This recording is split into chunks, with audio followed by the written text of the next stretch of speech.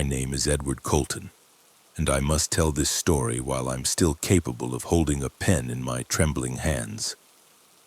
What happened on my farm this summer must not happen to anyone else. Perhaps my tale will seem like the ravings of a madman, but I swear on the honor of my ancestors, every word is true, however unbelievable it may seem. The farm came to me as an inheritance from my grandfather Isaac, who received it from his father, who in turn received it from his. The Coltons had tilled these lands for over 100 years, and our family had never known wealth. We lived modestly, growing corn, wheat, and vegetables to sell in the nearby town of Millerville. Our land wasn't the most fertile, stony soil that required constant labor and care. Grandfather often said that this land took more than it gave, but we Coltons are a stubborn people. We don't give up. After my grandfather's death 3 years ago, I was left alone on the farm. My wife Mary had died of consumption before we even had children, and my parents perished in a car accident when I was 22. 15 years of solitary life among the fields and barns have passed since then. I grew accustomed to the silence, broken only by the lowing of cows and the creak of the windmill. In the evenings, I would sit on the porch of the old house, drink whiskey, and watch the sun set behind the hills. Life flowed steadily and predictably like a river that knows its course. But this spring, something changed. At first, I paid no attention to the oddities. I was too busy preparing for planting.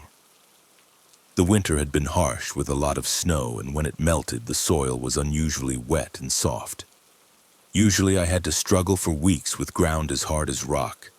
But here, the plow went through easily, as if through butter. I thought I was simply lucky. Nature had decided to give an old farmer a break. I planted the same seeds I had bought from the co-op for years. Golden field corn, harvest 3 wheat, tomatoes, and potatoes. Nothing special. But as soon as I finished planting, I noticed the first signs that this year would be unlike any other. The seeds germinated in 3 days. 3 days! It usually took at least a week, sometimes 2, to see the first green sprouts. Initially, I was overjoyed. After so many years of battling the capricious land, it seemed that fortune had finally smiled upon me. I even thought I might be able to pay off my equipment debts and perhaps for the first time in many years save a little money. The bank had been sending threatening letters for months about overdue tractor payments, and the electricity and fuel bills were growing each month. It's hard for one person to manage a farm of this size, but there was no money to hire workers. The sprouts grew at an incredible rate. By the end of the first week, the corn was a foot high, and the wheat covered the fields in an emerald green carpet. I spent entire days wandering between the rows, unable to believe my eyes. In 37 years of life, I had seen many harvests, but never one like this. The stalks were thick and strong, the leaves lush and healthy. Not the slightest sign of disease or pests. Neighbors began to notice. Old James Harrison, whose farm bordered mine to the east, drove by several times to gawk at my fields. He shook his gray head and muttered something about never having seen such a thing in 50 years of farming. Harrison was a skeptic by nature, always expecting a catch, so his surprise flattered me. I felt a pride I hadn't experienced in a very long time. In town, too, my fields became the talk of the day. Robert Still, the co-op manager, visited the farm in mid-June and walked among the rows for a long time, occasionally squatting to examine the plants more closely. His face expressed disbelief mixed with envy. He asked what fertilizers I had used, if I had changed seed varieties, if I had hired an agronomy consultant. I answered honestly, I hadn't changed anything, I did everything as usual. Still shook his head and left, muttering something about lucky people. But gradually I began to notice oddities that I initially attributed to fatigue and overwork. The first thing that alarmed me was the silence. An absolute dead silence that enveloped the fields at certain hours of the day. Usually there was always life in the fields, birds, insects, the rustle of leaves in the wind. But now, in the evenings when I walked my land, there were moments when all sounds disappeared at once. as if nature was holding its breath. The first time it happened was in late June. I was walking through the cornfield checking the condition of the ears when suddenly everything went quiet. The birds singing stopped mid-song, the wind died down, even my own footsteps seemed deafeningly loud. The silence was so complete that I could hear my own heartbeat. It lasted no more than a minute, but that minute was enough for cold sweat to break out on my forehead.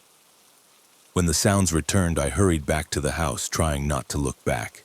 The second strangeness was the dreams. I always slept soundly, especially after a hard day in the field, but now my sleep became restless. I dreamt of fields, but not as I knew them. In my dreams, they stretched to the horizon, the plants grew taller than a man, and shadows roamed between the rows. I couldn't make out their faces, but I felt they were watching me. I woke up with the feeling that someone had been observing me all night. By midsummer, the harvest had exceeded all my wildest expectations. The corn ears grew to the size of a baseball bat. The kernels were large and golden. The wheat stood like a wall up to my chest, the heads heavy with grain. Tomatoes reached the size of a child's head, and the potato plants resembled small trees. I knew that such a harvest would bring me a fortune.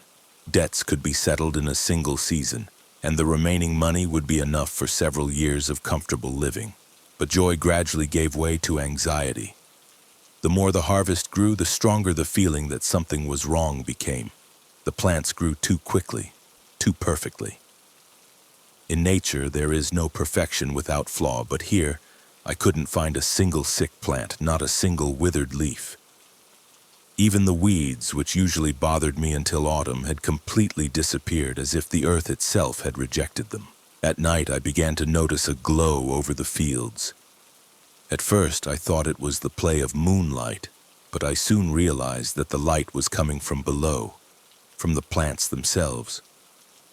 A faint, barely visible luminescence that could only be seen in complete darkness.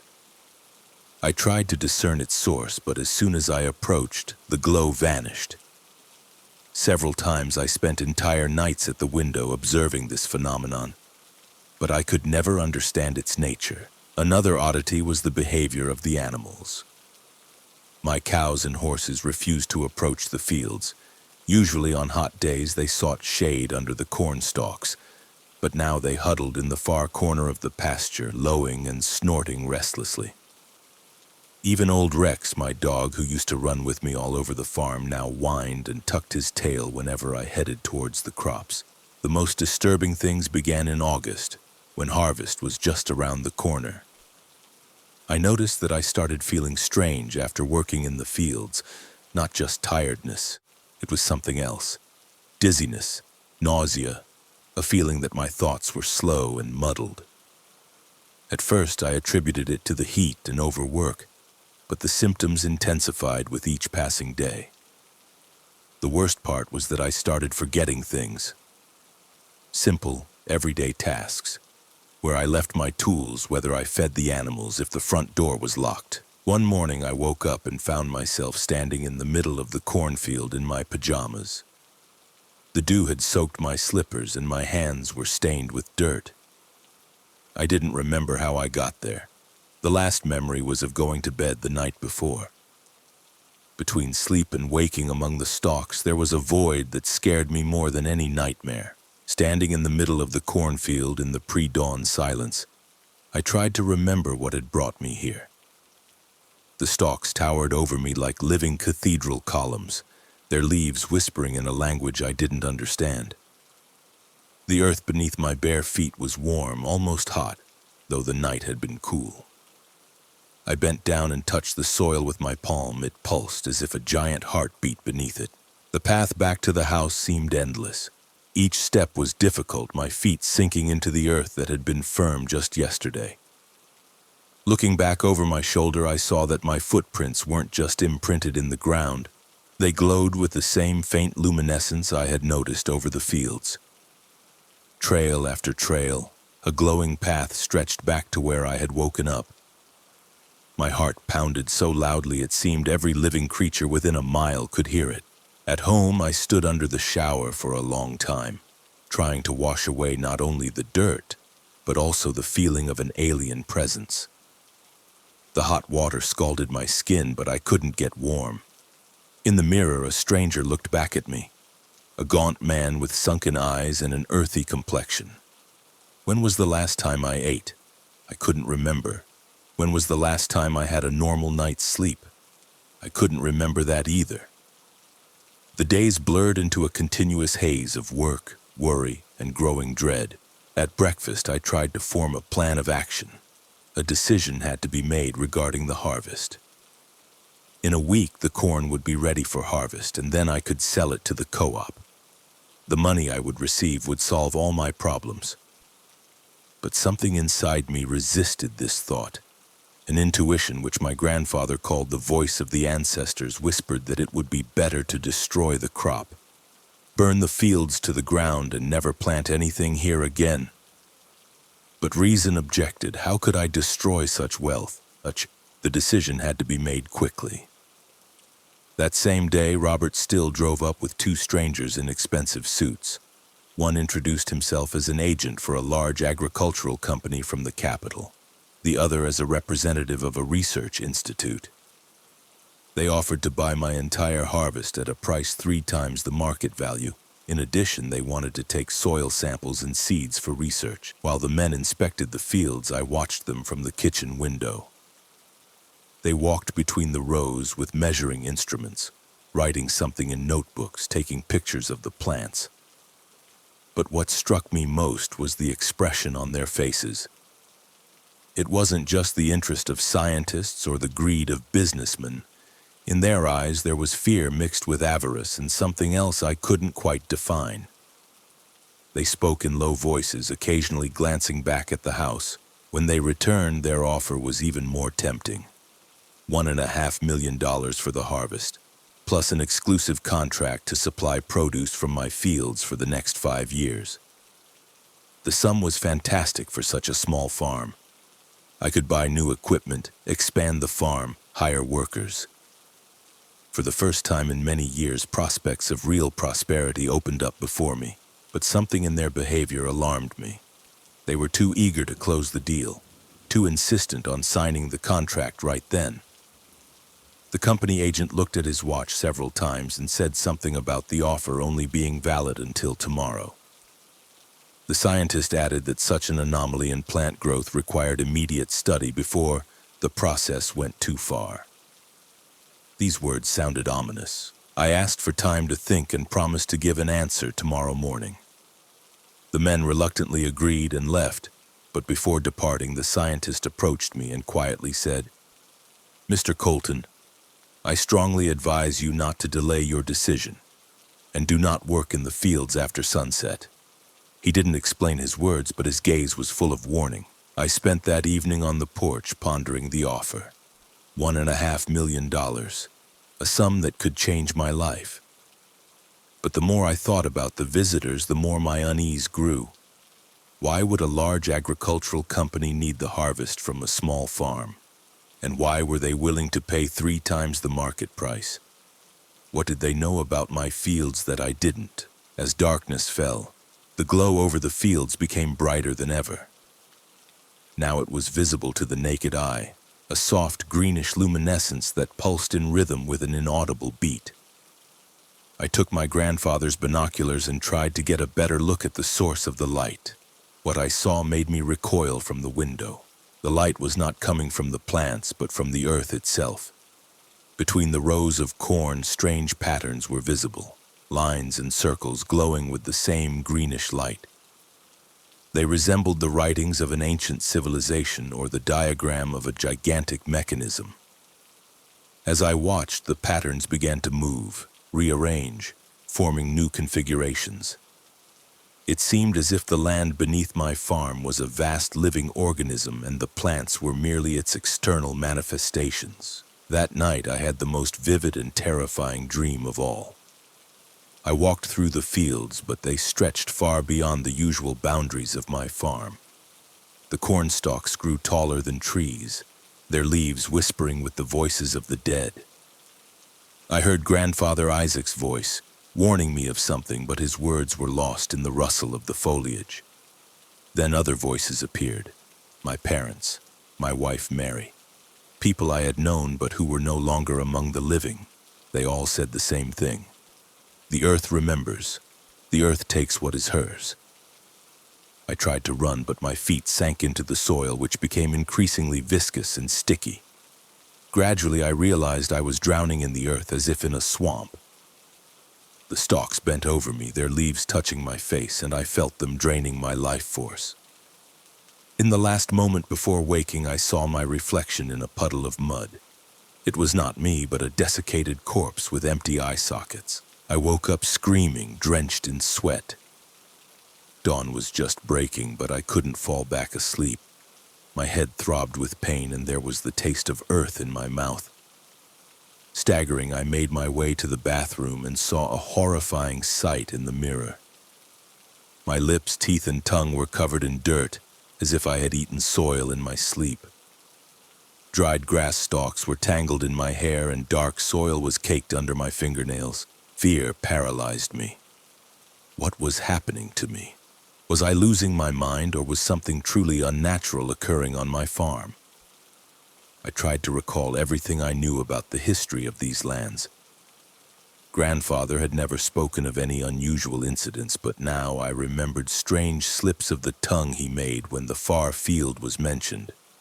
He called it troubled land and preferred not to plant anything important there. After breakfast, I decided to visit Mrs. Abernathy, the oldest resident of the county. She was over 90, but her memory remained clear. If anyone remembered the old stories about these places, it was her. Mrs. Abernathy's house stood 3 miles from my farm in a picturesque valley by the river. The old woman met me on the porch, and I immediately noticed that her usually friendly expression had turned cautious. She peered at my face for a long time, then shook her head and invited me in. Over tea, she asked about my well-being, about how things were going on the farm. I told her about the extraordinary harvest, but omitted the strange occurrences. I didn't want to be considered insane. Mrs. Abernathy listened silently, occasionally nodding. When I finished, she sat in silence for a long time, looking out the window towards my farm. Finally, she spoke, her voice sounding sorrowful. "Edward, my boy, I'm afraid your fields have awakened something that would have been better left sleeping." She told me a story that made my blood run cold. More than 100 years ago, even before the Coltons bought this land, a small settlement was located on it. The people lived there secluded, avoiding contact with the outside world. Neighbors considered them strange, rumored to worship some ancient gods. Their harvests were always abundant. Even in lean years, their barns overflowed with grain. But one autumn, something went wrong. Residents of neighboring farms noticed that no smoke came from the chimneys of the settlement. No barking dogs or lowing cattle could be heard. When they dared to visit, they found a gruesome scene. All the inhabitants had disappeared without a trace. The houses stood untouched. Food on the tables hadn't even cooled, but the people were gone. The only thing that betrayed the tragedy was the fields. All the vegetation in the fields had withered overnight.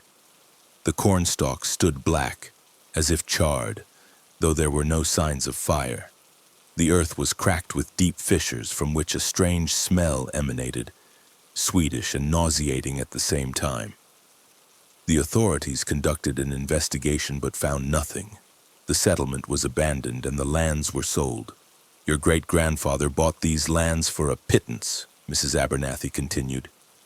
"He wasn't told about the history of this place. But the earth remembers, Edward. It always remembers." The old woman stood up and walked to an antique secretary. From a drawer, she took out a yellowed envelope and handed it to me. "This is a letter from your grandfather. He brought it to me a few years ago before he died. He asked me to give it to you if something like this happened again." The letter fell from my trembling hands. October 1st, that was 2 weeks away. Until now, I had considered the strange occurrences a result of fatigue and loneliness, But now I understood that I was facing something much more serious and dangerous. Grandfather knew about the secret of these lands and kept it until his death. Thanking Mrs. Abernathy, I hurried home. The agricultural company's offer no longer seemed tempting. Now I understood that these people knew much more about the anomalous nature of my harvest than they let on. Perhaps they had already encountered similar cases and knew how to use the fruits of the cursed land for their own purposes. That same evening they came again for an answer. I told them I wasn't going to sell the harvest. The company agent tried to persuade me, raising the price to $2 million, but I was adamant. Then his mask of politeness dropped. "Mr. Colton," he said in a cold tone, "you don't understand what you're dealing with. This harvest cannot simply be left to rot in the fields. There are forces that demand sacrifices, and if you don't give them what they want, they will take it themselves." The scientist added, "The process is already irreversible. The earth has awakened, and now it will demand its due every year. The harvest is not a gift, but a lure. The longer you stay on this farm, the more it will consume you." They left, promising to return, but I knew I wouldn't see them again. They had gotten what they came for. Confirmation that the anomaly had manifested again. That night I made my final decision. Despite the material losses, despite the debts that would continue to hang over me, I had to destroy the crop. Grandfather had warned me about it, and now I understood the wisdom of his words. But first, I wanted to understand exactly what was happening to the earth and why it demanded such sacrifices. The following days I spent in a feverish search for information. In my grandfather's shed, I found old documents related to the land purchase, newspaper clippings, and notes he had kept for many years. Most of the entries concerned ordinary agricultural matters, harvests, weather, grain prices. But among them were strange notes written in a trembling hand. "Northeast field restless. Cattle avoid the old barn. Heard voices from under the ground." One entry dated 20 years ago particularly interested me. "Found strange stones under the roots of the old oak, arranged in a circle covered with writings. Covered them back with earth. Let them sleep." I knew this oak, a mighty tree that grew at the edge of the far field, where the soil had been especially fertile this year. If Grandfather had indeed found something important there, I should check it. Among the papers, I also discovered an old map of the plot drawn by my great-grandfather's hand. It marked not only the boundaries of the fields, but also some symbols. Some places were marked with crosses, others with circles containing dots. Beneath the map, my great-grandfather's hand had written a warning. "Northern fields, hungry land. Feed little by little, do not be greedy. If it awakens, run." These discoveries only strengthened my resolve to get to the bottom of it. I knew I had little time. Less than 2 weeks remained until October 1st, and my strength was leaving me with each passing day. The nocturnal sleepwalking became regular. Every morning I woke up in different parts of the farm, sometimes in the barn, sometimes in the field, sometimes by the old well.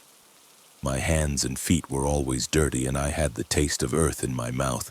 Worst of all, I started losing time. Whole hours vanished from my memory.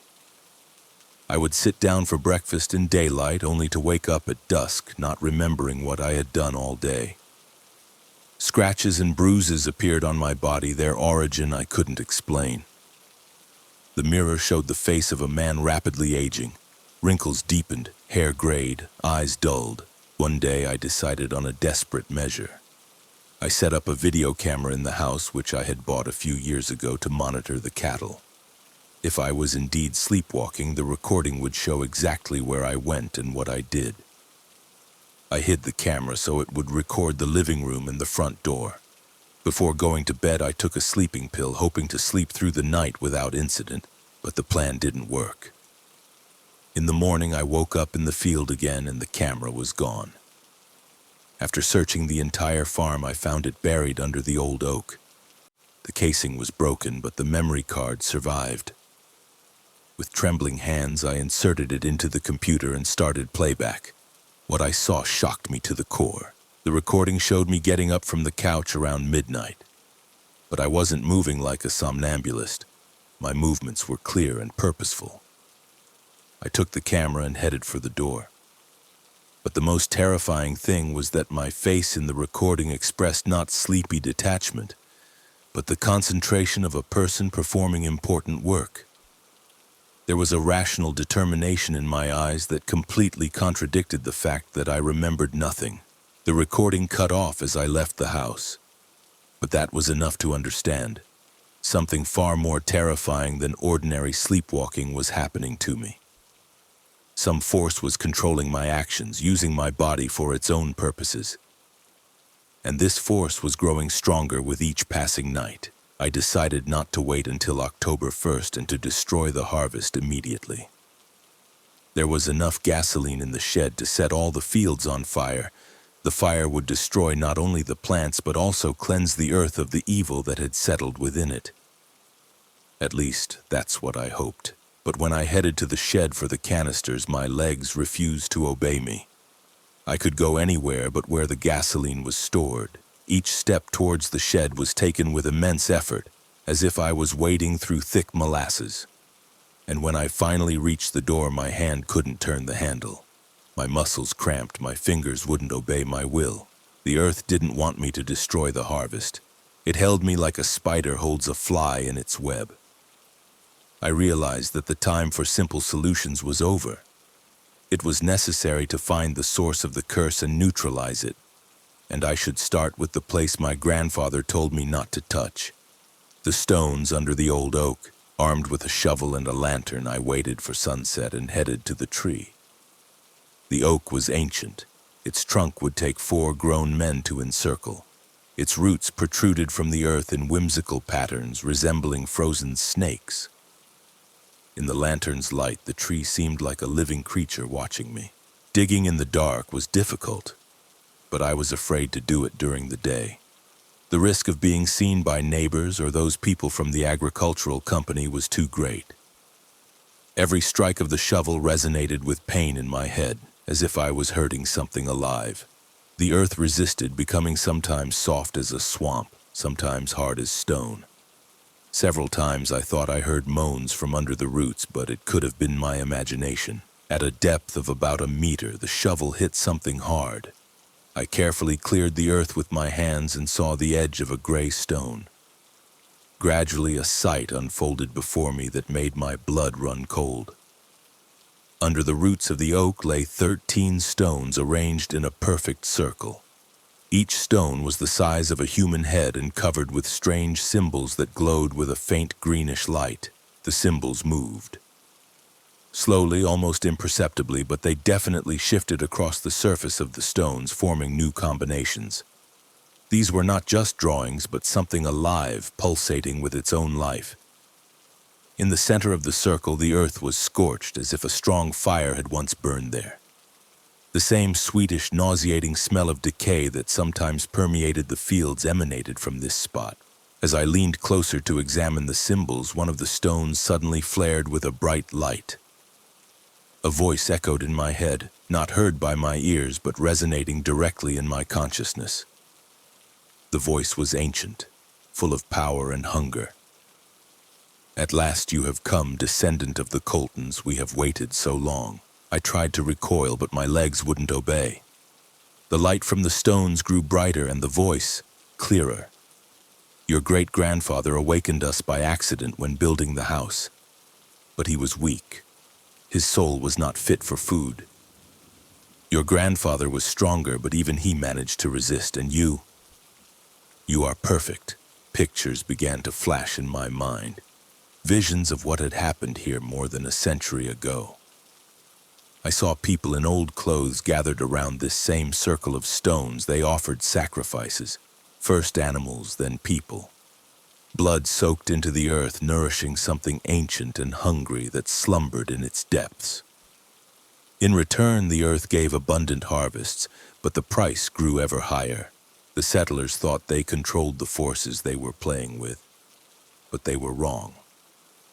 The entities, awakened by their sacrifices, demanded more and more food. When there were not enough people for sacrifices, the hungry forces took everyone at once. The settlement vanished in one night, and its inhabitants became part of the earth forever. But we did not die, the voice continued. We simply waited for the one who could feed us again. Your family has tilled our land for decades, and we fed on crumbs, small portions of life force that you gave in the process of your work. But it was not enough. We need more. I understood the terrible truth. The harvest was not a gift, but a lure. The more time I spent in the fields rejoicing in the incredible harvest, the more life force I gave to the earth. And the nocturnal walks were not sleepwalking, but rituals that I performed under the influence of ancient forces. Every night I became a little more a part of them. Soon the process will be complete. The voice sounded almost affectionate. You will become one of us, and we will gain the ability to spread further. Through you, we will reach other farms, other people. This year's harvest is only the beginning. Gathering the last remnants of my will, I tried to smash the nearest stone with the shovel. But the metal bounced off it as if from rubber, and a wave of pain shot through my body. The voice laughed. Fool!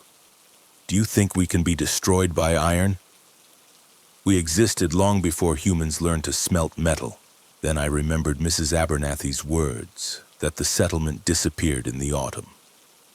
Perhaps there were specific dates when the forces were most vulnerable. October 1st, which my grandfather mentioned in the letter, was not a random date, but the day when the ancient entities demanded the final sacrifice. With difficulty freeing myself from paralysis, I covered the stones with earth and hurried back to the house. I had a few days to find a way to break free from these forces. There must have been other records, other clues in my grandfather's house. 3 generations of Coltons had lived on this land, and surely one of them knew how to fight the ancient evil. In the following days, I ransacked the entire house. In the old secretary that stood in my grandfather's study, I found a hidden compartment with documents. Among them were notes not only from Grandfather Isaac, but also from his father, and even my great-grandfather, the first Colton to buy this land. Their accounts painted a picture of a long struggle with forces that awakened every few decades.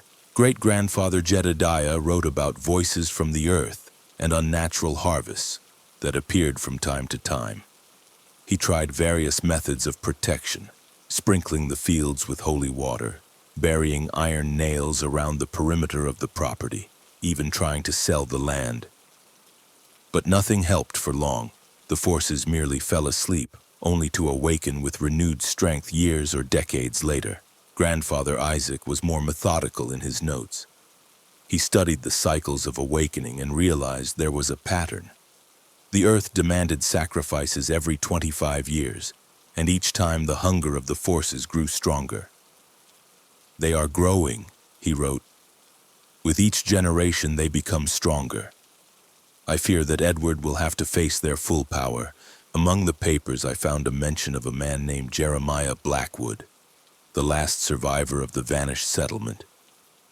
He managed to escape on the night of the Great Absorption and later told the authorities what he had seen.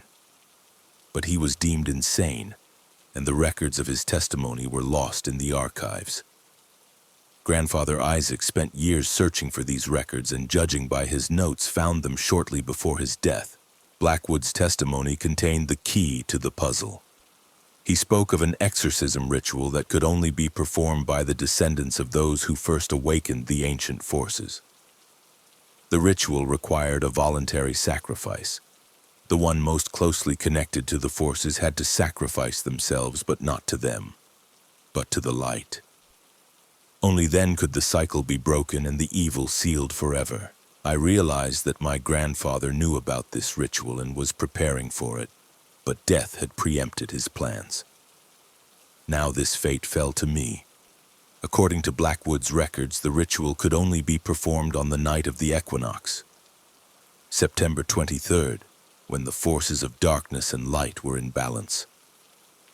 Only 3 days remained until that date. But before making a final decision, I had to be sure there was no other way. Perhaps there was a way to defeat the ancient forces without sacrificing myself. I continued studying the records, hoping to find an alternative. Time passed, and my condition worsened. Nocturnal wanderings began to occur during the day as well. I would lose consciousness in the middle of the day and come to in the most unexpected places. One day I woke up standing knee-deep in the river that flowed a mile from the farm. In my hands was a strange figurine carved from dark stone. The figurine depicted a man with outstretched arms, his face contorted in a silent scream.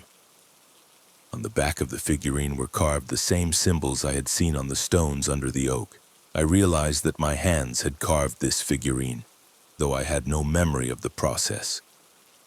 The ancient forces were using my body more and more actively, preparing for the final ritual. October 1st was approaching, and if I didn't take decisive action, I would become their puppet forever. At the last moment, when I was ready to succumb to despair, among my grandfather's papers, I found a small note glued to the back of one of the documents. The note was written in a different hand, more feminine and elegant. Isaac, remember your grandmother Rachel's words. The fire of consecration must burn for 13 days, starting from the new moon. Only then will the earth be cleansed. But the price will be high. He who lights the fire will not see its end. Rachel Colton was my great-grandfather's wife, whom the family rarely spoke of. It was said that she possessed strange abilities and knew old rites. If she left this message, it meant she knew a way to break the curse. But the price she warned of was clear: the death of the one who performed the cleansing ritual. I counted the days until the next new moon. It fell on September 28th, and 13 days from that date ended exactly on October 10th. But I couldn't wait that long. The forces were consuming me with each passing day. By then, nothing of my will might remain. Then I made a decision that changed everything. If the traditional ritual required 13 days, I would perform it in one night, but with 13 times the intensity. Instead of gradual purification, I would unleash a fiery cataclysm that would destroy not only the harvest but all traces of the ancient evil, even if it cost me my life. Preparation for the ritual took the entire day.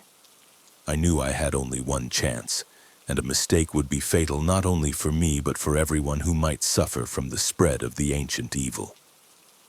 According to my great-grandmother Rachel's notes, the cleansing fire had to burn at 13 points arranged in a special pattern. Each point had to be consecrated with the blood of the one performing the ritual, and the performer themselves had to be at the center. I drew the diagram on paper, referring to the notes. The 13 points formed a complex figure resembling a multi-rayed star. In the center of this star was a circle, the place where I was to stand during the ritual. If the descriptions were to be believed, the fire was supposed to ignite simultaneously at all points and burn until it cleansed the earth of its defilement. But I didn't have 13 days, so I decided to intensify the ritual in other ways. In the basement of the house were old belongings of many Colton generations. Among them I found iron objects that were believed to ward off evil spirits: horseshoes, nails, forged crosses. I also took all the salt I had in the house. Salt had long been considered a protection against dark forces. Around the perimeter of each fire point I sprinkled salt and drove iron nails into the ground. This was meant to create an additional barrier, preventing the ancient forces from interfering with the ritual. As fuel, I used not only gasoline but also old books, furniture, clothes, anything that could burn long and brightly. The fire was to be not ordinary but sacred, so I added herbs to the pyres that grew on consecrated ground near the old church in Millerville. The most difficult part of the preparation was creating the central altar. According to the notes, it had to be made of stone taken from a holy place and consecrated with the blood of the one performing the ritual. I dismantled part of the foundation of the old church, which had been abandoned for many years, and transported the stones to the farm. From them, I built a small altar in the center of the star, where I planned to stand during the ritual. All day I felt the resistance of the ancient forces. They understood what I was preparing and tried to hinder me. Several times tools slipped from my hands for no apparent reason. The materials for the fires suddenly became wet even though there was no rain, and the iron nails bent when I tried to drive them into the ground. But I stubbornly continued my work, understanding that every hour of delay made me weaker. By evening, the preparations were complete. 13 pyres stood ready to be lit, connected by trenches along which the fuel was to spread. At the center of the arrangement stood the stone altar, upon which lay my grandfather's knife, an old hunting blade passed down through generations. Beside the knife, I placed my final letter, a message to whoever found my body explaining what had happened. The sun was setting below the horizon as I took my last shower and put on clean clothes. I knew I wouldn't return to the house and wanted to face death with dignity. In my pocket was a photograph of my wife, Mary, the only thing I brought with me. Her smile gave me strength for what I had to do, but as soon as I stepped out of the house, I realized that the ancient forces weren't just going to watch the ritual. The air above the field shimmered as if from intense heat, though the evening was cool. The plants rustled without wind, their whispers forming words in an unfamiliar tongue. And from beneath the earth came sounds that shouldn't have been there, moans, whispers, grinding, as if something enormous was stirring in the depths. I lit the first pyre at the northern point of the star. The flame burst forth unusually bright, soaring skyward in a column of fire. But as soon as I headed to the second pyre, the ground beneath my feet began to sink. I realized that the ancient forces were trying to drag me underground before the ritual was complete. Every step was incredibly difficult, my legs sinking knee-deep into the softened soil. The second pyre ignited with even greater difficulty. The flame went out several times as if blown out by an invisible wind. But I stubbornly lit it again and again until the fire burned steadily.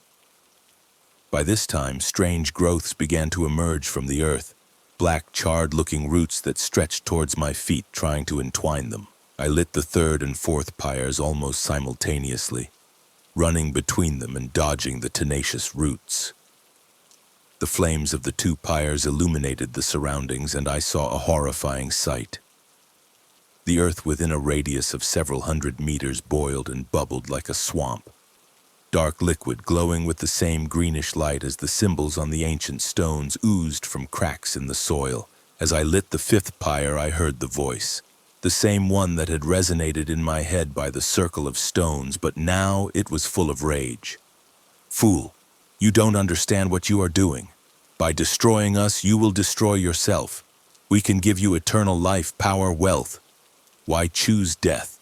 I didn't answer, focusing on the ritual. The 6th and 7th pyres lit more easily. Perhaps the fire was already beginning to weaken the influence of the ancient forces. But the more pyres burned, the stronger the resistance became. As I lit the 8th pyre, something I can only describe as a hand erupted from the earth. Huge, black, composed of tangled roots and bones. The hand grabbed my ankle and dragged me towards one of the cracks in the earth. I managed to snatch my grandfather's knife and slashed at the growth. The blade passed through the substance of the hand like water, but contact with the iron made it recoil. I realized that iron truly caused pain to the ancient forces, and this gave me hope of success. I lit the 9th and 10th pyres, holding the knife ready. Each time the roots tried to grab me, I struck with the blade, forcing them to retreat. But my strength was leaving me with every minute. Blood oozed from multiple scratches and wounds. My breathing became ragged and black spots danced before my eyes. The 11th pyre lit with great difficulty. The fuel didn't ignite immediately, and I had to use my own blood to consecrate the fire. I cut my palm with the knife and let the blood flow onto the wood. The flame flared with such intensity that I recoiled, singeing my eyebrows. The 12th pyre became a test of all my strength. As I approached it, the earth opened before me in a bottomless pit. From the depths came screams, the voices of those people who had vanished in ancient times. They called to me, stretched out their hands, promising release from pain. For a moment I wanted to jump into the pit and end these torments. But the thought of Mary, of my grandfather, of all those who might suffer if I didn't complete the ritual forced me to muster my strength. I ran and leaped over the pit. The landing was hard, but I managed to reach the last pyre. As the flame of the 12th fire soared skyward, the entire earth around me shuddered as if from an earthquake. Cracks spread in all directions, and columns of greenish light and sickening smoke erupted from them. Now all that remained was to reach the central altar and light the 13th main fire. But the path to the center of the star became an obstacle course. The earth boiled and bubbled. Tree-sized roots writhed in the air, trying to grab me, and creatures that should not exist in our world crawled from the cracks. One of them, something like a huge worm with a human face, blocked my way. The face was familiar. It was one of the vanished settlers whose portrait I had seen in old documents. The creature's mouth opened, revealing rows of sharp teeth. "Edward Colton, you will not pass. We have fed on your life for months, and now you belong to us. Join us willingly, and death will be painless." I struck the creature with the knife. The blade passed through its body, and it dissolved with a shriek of fury. But in its place, others appeared. Dozens of distorted faces of people who had once lived on this land. All of them reached out to me, pleading with me to stay, to join them in their eternal nightmare. Overcoming the resistance of the dead, I reached the altar. The stone slab was stained with my blood, flowing from numerous wounds. The wood for the last fire lay ready, soaked not only in gasoline but also in tears of despair. I understood that once I lit this fire, there would be no turning back. Before the final act, I pulled out Mary's photograph and pressed it to my lips. "Forgive me, my dear," I whispered, but I couldn't do otherwise. Then I placed the photograph on the altar next to the kindling and took the knife. According to the ritual description, the last fire was not to be lit by a match or lighter, but by a spark struck by iron against stone, moistened with the blood of the one performing the ritual. I deeply cut a vein in my wrist and let the blood flow onto the altar stone. The dark liquid spread across the surface, forming the same symbols I had seen on the ancient stones under the oak. When I struck the stone with the knife, the spark didn't just fly. It exploded in a blinding flash of light. Fire instantly enveloped the altar and spread to all 12 pyres simultaneously. 13 columns of flame shot skyward, merging into a single fiery dome above my head. The effect was instantaneous and terrifying. The earth shook so violently that I fell to my knees. From all the cracks, pillars of light erupted, not greenish as before, but pure white, blinding. The screams of the ancient entities merged into one prolonged wail of fury and pain. They burned in the sacred fire, and their agony resonated in every cell of my body, but I burned with them. The ritual demanded a voluntary sacrifice, and I paid that price in full. The flame caused no physical pain. It burned something much deeper. My connection to this land, my life force, my very soul. I felt myself disappearing, dissolving into the cleansing fire. In the last moments of consciousness, I saw them. All those who had been consumed by the ancient evil over the centuries. The settlers who vanished 100 years ago, other farmers who fell victim to the cursed land, even the animals that died here. All of them stood in the ring of fire, their faces expressing gratitude and relief. The fire liberated not only the land but their souls as well. Among them I saw Grandfather Isaac. He approached me and his spectral hand touched my shoulder. "Well done, boy," he said in a voice I remembered from childhood. "Now they cannot return. The earth is cleansed forever." Then he smiled and dissolved into the flames with the rest. The fire burned all night. When dawn broke, all that remained of my farm were charred circles where the pyres had been and a pile of ashes where the altar had stood. The firefighters who arrived at the neighbor's call did not find my body. They concluded that I had burned to ashes and declared me dead in the fire, but I did not die completely. A part of me remained connected to this land, not as a prisoner, but as a guardian. Now I ensure that the ancient evil never awakens again, My farm was sold by the town authorities, but no buyer stays here long. The land is no longer fertile. It is scorched by sacred fire and will remain barren forever. Sometimes at night I walk through my former fields where only tough grass and wormwood now grow. I look at the stars and think about the price that had to be paid to save the world from an ancient horror. Do I regret the sacrifice? No. Some things are more important than one man's life, but if you ever find yourself in these parts and see land that yields too rich a harvest for no apparent reason, remember my story. Run away and don't look back. Because the earth remembers, and what has once awakened can awaken again.